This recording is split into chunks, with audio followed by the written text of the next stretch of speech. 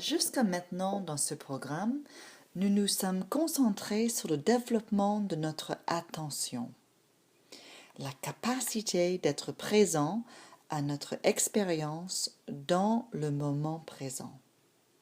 Développer notre capacité attentionnelle nous amène à observer, sans jugement, ce qui se passe dans notre corps et dans notre mental. Cette observation, moment après moment, cette capacité d'être conscient que nous sommes conscients, est l'espace de la pleine conscience. C'est cet espace entre notre expérience et notre réaction automatique qui nous donne le choix et la liberté. Alors, nous sommes en train de construire petit à petit une fondation stable et solide à partir de laquelle nous allons pouvoir regarder de plus en plus près ce qui nous stresse dans nos vies et comment nous vivons le stress habituellement. C'est un peu comme si nous arrivons peu à peu à enlever la voile de nos conditionnements pour vraiment voir quelles sont nos propres réactions au stress, que nous savons maintenant sont très largement automatiques. Nous savons que lorsque nous sommes aux prises avec un événement stressant ou quelque chose qui déclenche une réaction du stress, nous le vivons véritablement comme une sorte de déclencheur automatique. C'est la réaction automatique au stress. Nous allons regarder ce cycle de réaction au stress du point de vue physiologique en détail la semaine prochaine, mais pour le moment, remarquons que cette réaction automatique au stress se résume ainsi. Soit on va avoir envie de fuir, soit on va se battre, soit on va être figé comme paralysé. Et ces trois réactions résument nos choix face à ce que nous vivons dans notre corps comme une menace, que ce soit conscient ou pas. Il y a vraiment deux types de stress. C'est le stress ponctuel qui nous aide à survivre. Et ce stress est plutôt positif. Et puis il y a le stress nuisible, qui est très souvent, trop souvent, chronique. Le stress est simplement une sensation que l'on éprouve lorsque l'on est confronté à une situation à laquelle on ne croit pas pouvoir faire face correctement. Ceci provoque un réflexe de notre organisme qui va déclencher un ensemble de réactions nerveuses et hormonales. On peut donc affirmer que le stress, c'est l'ensemble des réactions de l'organisme, positives ou négatives, à une demande d'adaptation. Le fait qu'un événement stressant interne ou externe soit agréable ou désagréable n'a pas vraiment d'importance. La seule chose qui compte est l'intensité de la demande de réajustement ou d'adaptation. Le stress est un état psychologique issu de la perception d'un déséquilibre entre les attentes perçues et l'auto-évaluation de ses propres capacités. C'est-à-dire que le stress est ressenti lorsqu'il y a un décalage entre notre perception du stress et notre perception de notre capacité d'être à la hauteur des demandes perçues. Donc le stress est un état psychologique, mais c'est aussi un état physiologique. Nous avons fait quelques pratiques de yoga pendant nos cours jusqu'à maintenant et cette semaine. Vous avez encore pratiqué le yoga allongé. Peut-être vous avez fait l'expérience d'une mise en relation avec vos limites physiques par rapport à certaines de ces postures. Comment avez-vous fait dans ce cas-là? Et en général, comment faites-vous avec vos limites? Les sentir est une chose, les gérer en est une autre. Parfois, on ne veut simplement pas sentir nos limites.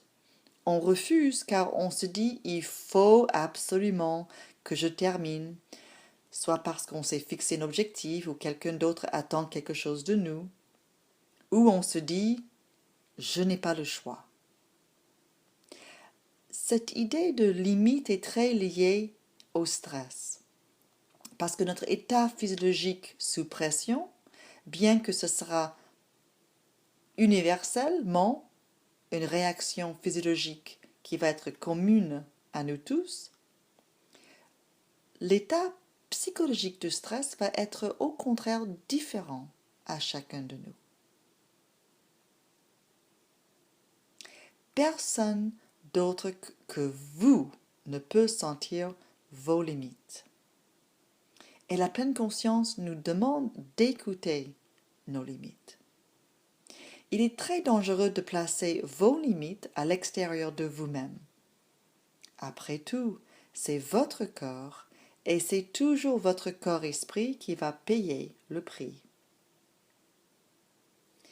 Donc l'entraînement à la pleine conscience nous invite à écouter nos limites, mais aussi à remarquer nos attitudes automatiques par rapport à nos limites.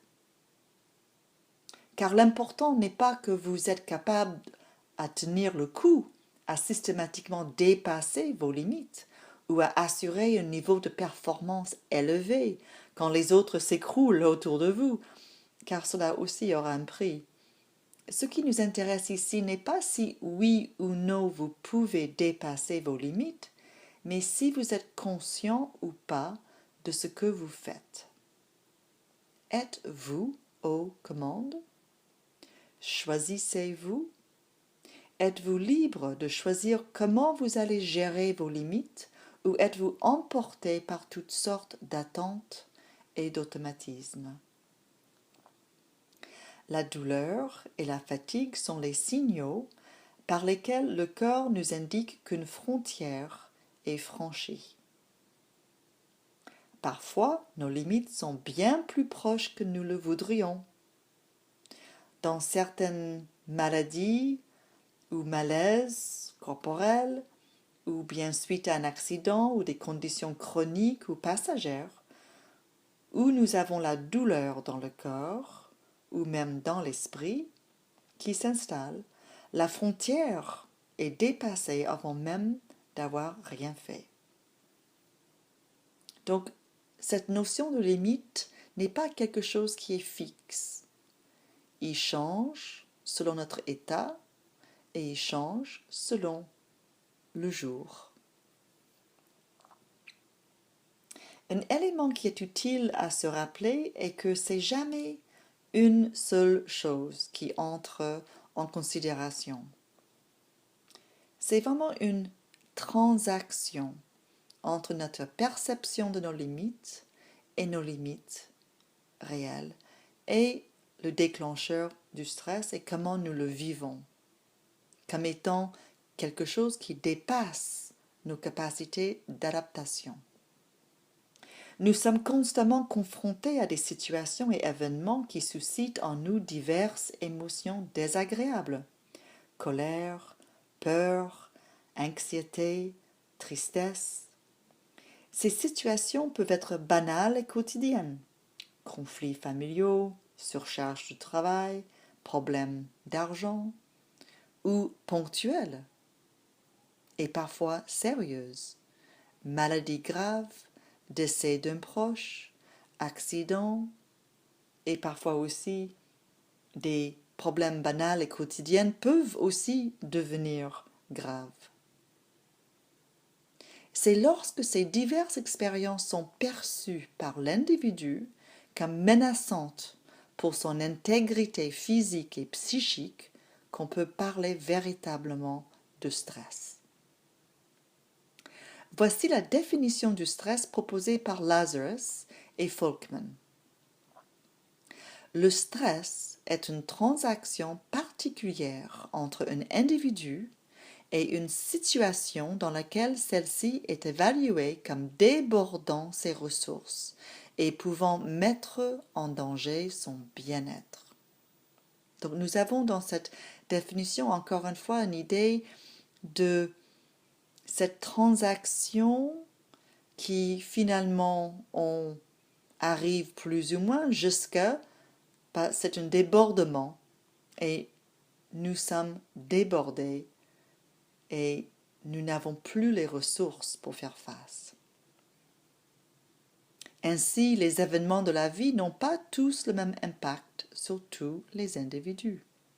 Ce n'est pas leur intensité, leur fréquence, ni leur gravité objective qui sont stressantes en soi, mais leur retentissement émotionnel et leur signification pour un individu particulier.